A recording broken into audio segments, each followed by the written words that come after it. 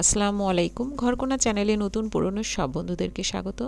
আজকে 4টি ভিন্ন পদ্ধতিতে চিংড়ি মাছ পরিষ্কার করে দেখাবো। খোসা ছিলে 2টি পদ্ধতিতে দেখাবো, খোসা সহ 2টি পদ্ধতি দেখাবো। চিংড়ি মাছের যে অংশটা এখন ফেলে দিচ্ছি, আপনারা কি এটা ফেলে পরিষ্কার করেন না এটা সহই রান্না করেন? এই অংশটা কিন্তু খাওয়ার উপযোগী না, এই অংশটা অবশ্যই ফেলে চিংড়ি মাছ পরিষ্কার করে নিতে হবে। আরও যেসব অংশ চিংড়ি মাছের পরিষ্কার করে নিতে হবে, পুরো ভিডিওটা আপনারা ভালো করে দেখলেই সেটা বুঝতে পারবেন। মাথার নিচে চিংড়ি মাছের এই লম্বা লম্বা পাগুলো থাকে, এগুলোর সাহায্যে পানির নিচে চিংড়ি মাছ হেঁটে বেড়ায়, আর এগুলো দিয়ে চিংড়ি মাছ শিকার ধরে খায়। আর প্যাডেলের মতো যে পাগুলো দেখতে পাচ্ছেন, এগুলোর সাহায্যে চিংড়ি মাছ সাঁতার কাটে। একদম মাথার উপরের দিকে থাকে চিংড়ি মাছের মুখছিদ্র, ঠিক এই জায়গাটাই হচ্ছে চিংড়ি মাছের মুখছিদ্র।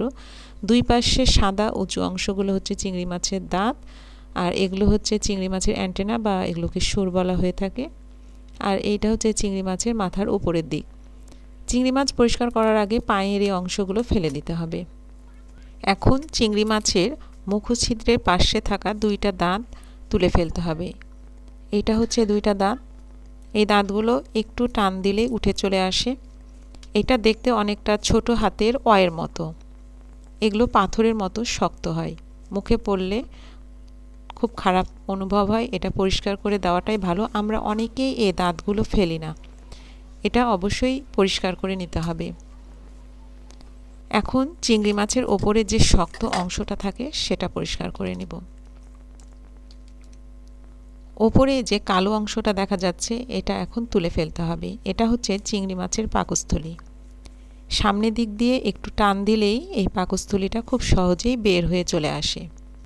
চিংড়ি মাছ যেসব খাবার গ্রহণ করে সেটা এই পাকস্থলীতেই হজম হয়। এটা ফেলে দিলাম। আর এখন যে হলুদ অংশটা দেখা যাচ্ছে, এটা হচ্ছে চিংড়ি মাছের মগজ।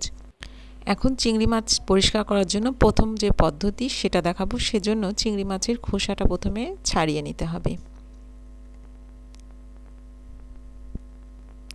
লেজের দিকে একটু চাপ দিলে লেজের অংশটা বের হয়ে চলে আসবে।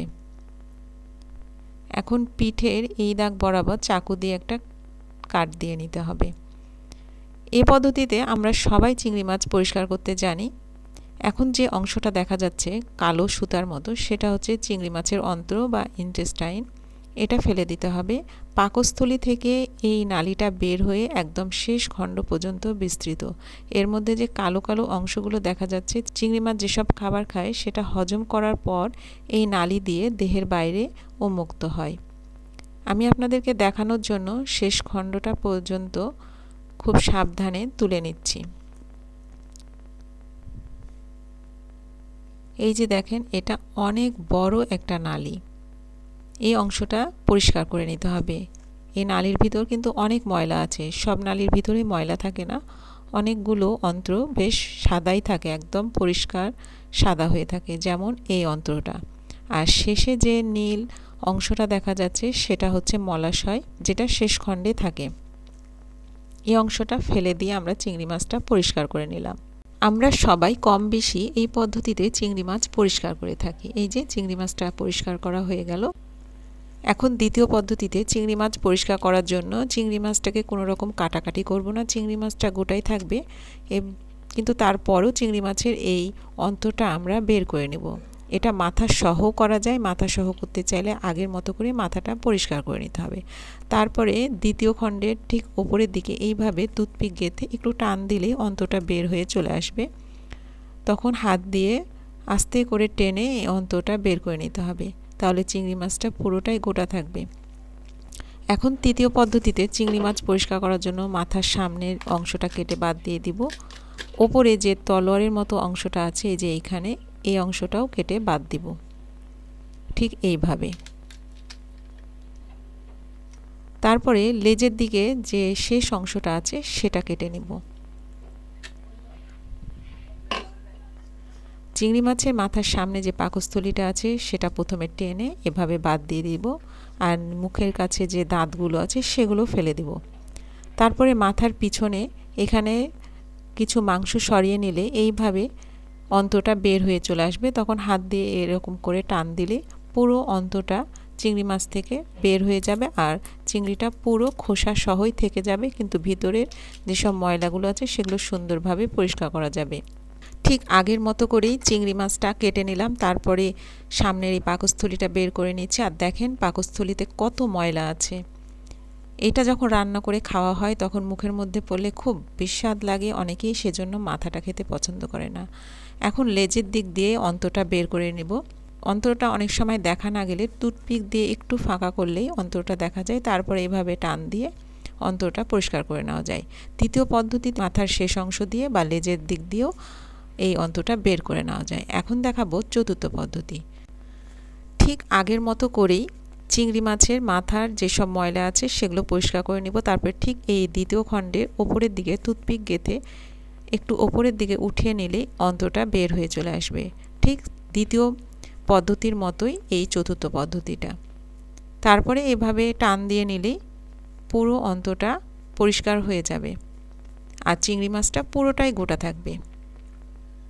এই যে দেখেন, এখন মাথার সামনে থেকে যে পাকস্থলীটা ফেলে দিলাম সেটা ছিঁড়ে দেখাবো এর মধ্যে কি রকম ময়লা থাকে। চিংড়ি মাছ হচ্ছে মাংসাশী প্রাণী। বড় চিংড়িগুলো ছোট চিংড়ি মাছ আর বিভিন্ন রকমের পোকামাকড় খায়। এর পাকস্থলীতেও চিংড়ি মাছের বিভিন্ন অংশ দেখা যাচ্ছে। এই যে এটা হচ্ছে সুর, তারপরে পা, খোলস। চিংড়ি মাছের দেহের বিভিন্ন অংশ আছে। এই চিংড়ি মাছটা ধরা পড়ার আগে বেশ খাবার খেয়েছিল এবং সেটা হজম হয়নি, সেজন্য এই অবস্থায় আছে। আর এখন যে চিংড়ি মাছের পাকস্থলীটা ছিঁড়ে দেখাচ্ছি এটা অনেকটা কাদা কাদা হয়ে গেছে, সব খাবারগুলো বেশ ভালোভাবে হজম হয়ে গেছে। আরও কিছু পাকস্থলী থাকে কালো কালো ছোট, যেগুলো খাবার খাওয়ার পরে হজম হয়ে খালি হয়ে যায়। যে বন্ধুরা আমার চ্যানেলে নতুন ভিডিওগুলো প্রথম দেখছেন, ঘরকোনা চ্যানেলটিকে সাবস্ক্রাইব করবেন। এর পাশে একটা বেল আইকন আছে, সেটা প্রেস করে দিলে আমার ভিডিওর নোটিফিকেশান আপনাদের কাছে সাথে সাথেই পৌঁছে যাবে। সাবস্ক্রাইব একদমই ফ্রি, এর জন্য আলাদা করে কোনো খরচ হয় না। যে বন্ধুরা সাবস্ক্রাইব করেছেন তাদেরকে অসংখ্য অসংখ্য ধন্যবাদ।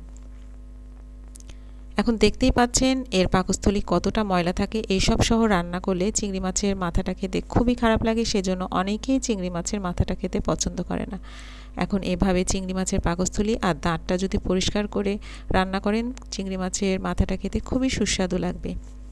এখন চিংড়ি মাছের যে পা থাকে সেটা কিভাবে পরিষ্কার করতে হয় সেটা একটু দেখিয়ে দেব। যদিও পাগুলো একটু ছোট সাইজের, তারপরও দেখিয়ে দিচ্ছি কিভাবে এটা পরিষ্কার করতে হয়। সেজন্য এই পায়ের উপর হালকা কিছু দিয়ে একটু বাড়ি মেরে ভেঙে নিতে হবে, তাহলে চিংড়ি মাছের পায়ের যে মাংসলো অংশটা আছে সেটা বের হয়ে চলে আসবে। হাত দিয়ে একটু টান দিলে সেটা পা থেকে আলাদা হয়ে যাবে। ঠিক এইভাবে সবগুলো পা পরিষ্কার করে নিতে হবে। আর এটা পরিষ্কার করাটাও খুব সহজ। এভাবে গোটা রান্না করলে রান্নার পরে পাটা পরিষ্কার করে ভিতরে মাংসলো অংশটা বের করতে অসুবিধা হয়, সেজন্য রান্নার আগে এভাবে আপনারা পরিষ্কার করে নিতে পারেন।